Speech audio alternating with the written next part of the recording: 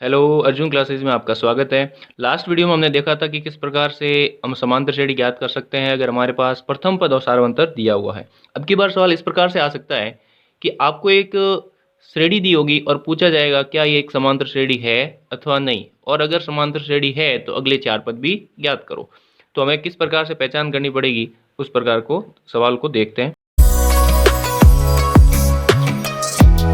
तो देखिए, जैसे ये सवाल आ गया आपके पास, दिया हुआ है आपके पास 0.5, फिर आपके पास आ गया 1, फिर आ गया 1.5, फिर 2, 2.5। एक ये सवाल है। अगला सवाल और देखते हैं अपन, 1/2, 1/2, 1/2, 1/2, और इस प्रकार से 2 सवाल है। अब देखो, पहले सवाल के अंदर हमें ये चेक करना है कि ये समांतर श्रेणी है अथवा नहीं। तो किस प्रकार से करेंगे, ऐसा अगर सवाल आता है तो हमें सबसे पहले इसका प्रथम पद, सॉल्यूशन के अंदर जो इसका सबसे पहले प्रथम पद है आपका 0.5 लिख दिया। अब सार्वंतर भी ज्ञात करना पड़ेगा। किस प्रकार से करते हैं सार्वंतर, दूसरे पद में से पहला पद घटा दो, a2 माइनस a1। इसका दूसरा पद क्या है, 1, पहला पद क्या है 0.5, तो 1 में से 0.5 घटा देंगे। जब 1 में से 0.5 घटाओगे तो आपके पास आएगा 0.5। अब आपके पास प्रथम पद भी है, सार्वंतर भी है। तो अब हमें चेक करना है कि क्या ये समांतर श्रेणी है या नहीं। तो आगे वाला सार्वंतर और चेक करो। ये तो आपने एक ही किया, इसके आगे वाला भी करो। आगे वाला कैसे, आपने ये a2 माइनस a1 किया है तो a3 माइनस a2 करो। अगर दोनों ही सेम आ रहे हैं तो a3 क्या है 1.5 माइनस 1, तो क्या आ जाएगा 0.5। एक और कर लो ताकि पूरा कंफर्म हो जाए कि हाँ हम जो कर रहे हैं काम सही है, कि a4 माइनस a3। तो a4 माइनस a3 करोगे तो 2 माइनस 1.5, तो आपके पास क्या आ जाएगा 0.5। तो आप अगर देखो, ध्यान से देख रहे हो तो यहाँ पे तीनों जो सार्वंतर कैसे आ रहे हैं, समान आ रहे हैं। अगर तीनों सार्वंतर समान आते हैं तो ये एक समांतर श्रेणी है, अर्थात ये क्या है, एपी है। तीनों अगर सार्वंतर समान आते हैं तो ये एपी है, और तीनों अगर समांतर समान नहीं आए, तीनों जो सार्वंतर आप निकालो और समान नहीं आए तो वो एपी नहीं होगी। और अगर समान आ गए तो अब हमें इसके आगे वाले पद ज्ञात करने हैं। तो आपको लास्ट वाले वीडियो में दिखा दी किस प्रकार से हम आगे वाले पद ज्ञात कर सकते हैं।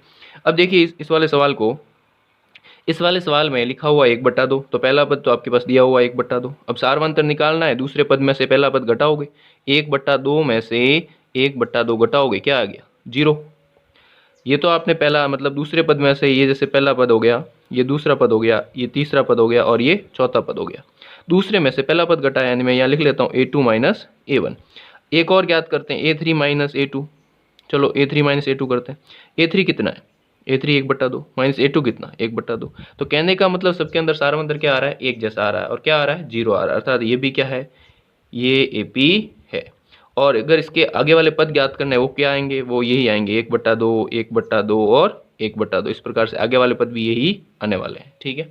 लेकिन मान लो कोई सवाल है जिसमें एपी नहीं है, तो वो किस प्रकार से होगा। तो देखो, अगर कोई सवाल दिया हुआ है, जैसे लिखा आ गया 3, फिर लिखा है 5, फिर लिखा है आपके 9, फिर लिखा है आपके 8, इस प्रकार से ये सवाल लिखा हुआ।